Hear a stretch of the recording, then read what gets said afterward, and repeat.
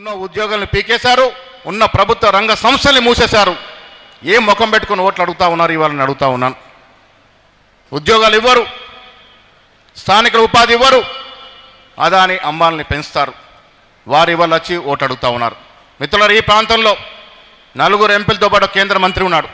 కేంద్ర బడ్జెట్లో మీరు తీసుకొచ్చింది 0. ఏం ముఖం పెట్టుకొని వచ్చి మీరు ఓట్లు అడుగుతారు? అది మీరు అడగాల్సిందిగా నేను విజ్ఞప్తి చేస్తూ ఉన్నాను. ప్రతి పట్టభద్రుడు వాళ్ళు వచ్చినప్పుడు అడగాలి.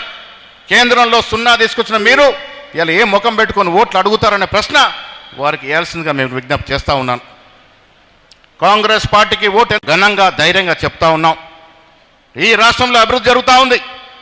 ఐటీ మంత్రి గారు చెప్తా ఉన్నారు ఇప్పుడే, నిజామాబాద్ ఐటీ టవర్ ఉంది. టవర్ తప్ప ఏమీ లేదు. దానికి సరిపడేటువంటి నిధులు, విధులు, కంపెనీలు తీసుకొస్తానని ఇప్పుడే శ్రీధర్ బాబు గారు మాటిస్తూ ఉన్నారు. నిజామాబాద్లో ఐటీ స్థాపన కొరకు కృషి చేస్తారన్న మాట వారు ఇస్తూ ఉన్నారు. ఉద్యోగాలు ఇస్తూ ఉంది కాంగ్రెస్ ప్రభుత్వం, సంక్షేమం ఇస్తూ ఉంది. ఇంటిగ్రేటెడ్ కళాశాలలు 57 కళాశాలలో నిజామాబాద్కి 5 కళాశాలలు తెచ్చుకున్నటువంటి సందర్భం ఇవాళ. తెలంగాణకు యూనివర్సిటీ ఇచ్చింది కాంగ్రెస్ పార్టీ. షుగర్ కర్మగాలు ఇచ్చింది కాంగ్రెస్ పార్టీ. కాంగ్రెస్ పార్టీ అంటేనే అభివృద్ధి, కాంగ్రెస్ పార్టీ అంటేనే సంక్షేమం. అదేవిధంగా నిజామాబాద్ జిల్లా రైతులు ఆధారపడిన జిల్లా. రైతాంగ పరంగా ఇక్కడ రావాల్సిన నిధులు, విధులు అన్నీ కూడా తీసుకొస్తున్న మాట ముఖ్యమంత్రి గారు పదే పదే చెప్తా ఉన్నారు. మిత్రులారా, పట్టభద్రులందరినీ విజ్ఞప్తి చేస్తూ ఉన్నాను. యువకుడు నరేందర్ రెడ్డి గారు ఇందాక మాట్లాడడం చూశారు. ముఖ్యమంత్రి మా అందరి సహకారంతో పట్టభద్రుల యొక్క సమస్యలు తీర్చడమే కాకుండా ఈ 4 ఉమ్మడి జిల్లాల్లో ఉన్నటువంటి విద్యాపరంగా ఉన్నటువంటి సమస్యలను కూడా తీర్చడానికి వారు కంకణబద్దులై ఉన్నారు. దయచేసి నరేందర్ రెడ్డి గారిని ఆశీర్వదించాల్సిందిగా మీ అందరూ నేను కోరుతా ఉన్నాను.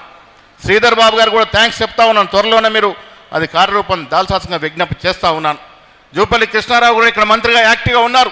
నిజామాబాద్ జిల్లా అన్ని కోణంలో అభివృద్ధి చేసుకొని ముందుకు పోతా ఉన్నాం. ముఖ్యమంత్రి గారికి జిల్లా మీద ప్రత్యేక దృష్టి ఉంది. ఆనాడు రైతుల యొక్క ఉద్యమాన్ని మొట్టమొదటిసారిగా నిజామాబాద్ ప్రారంభించిన చరిత్ర ఉంది. అందుకే వారికి దీని మీద ప్రత్యేక శ్రద్ధ ఉంది. కాబట్టి వచ్చే రోజుల్లో అన్ని రంగాల్లో అభివృద్ధి చేసుకుంటూ ముందుకు స్పీడ్గా పోతామనే విశ్వాసం నేను ఇక్కడ ప్రకటిస్తూ, నేను ఇప్పుడు మిగతా మీటింగ్లో పోవాల్సింది కాబట్టి పెద్దలందరూ మాట్లాడుతున్నప్పుడు కూడా సమయం లేనందువల్ల మీరు ఎవరి కోసమైతే ఎదురు చూస్తున్నారో, ఎవరు మాటలు తినాల్సి అనుకుంటున్నారో